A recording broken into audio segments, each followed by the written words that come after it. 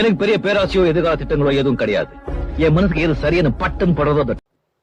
ரஜினிகாந்த் ஒரு படம் நடிக்கிறதுக்கு ரொம்ப யோசிப்பார், டக்குன்னெலாம் செய்ய மாட்டார். அந்த இதில் இருக்க மாதிரி பேராசையோ எதுவுமே கிடையாதுங்கிறாரு. ஆனால் 250 கோடி வாங்குறாரு.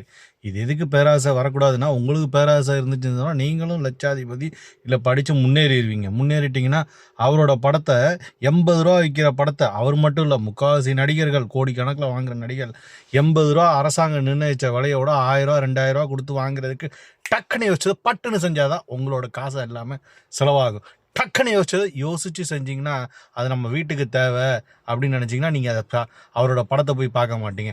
டக்குன்னு யோசிச்சுட்டு பொறுமையாக யோசிச்சிங்கன்னா உங்கள் வீட்டுக்கு செலவுக்கு, உங்கள் அப்பா அம்மா ஆஸ்பத்திரி செலவுக்கு இருக்கிறதெல்லாம் வந்து கட் அவுட் கட்டிட்டு ஏமாற மாட்டீங்க. அந்த மாதிரி சினிமாக்காரங்க சொல்கிறத நம்பிட்டு ஏமாந்துட்டு இருக்காங்க. அவங்க வாழ்க்கையில் எப்படி வாழ்ந்துகிட்டு இருக்காங்கன்னு பாருங்கள். அண்ணன் மூலியமாக வந்த ரஜினி கண்டக்டர்னு சொல்லி இந்நாள் வரையும் போய் சொல்லிக்கிட்டு இருக்காரு.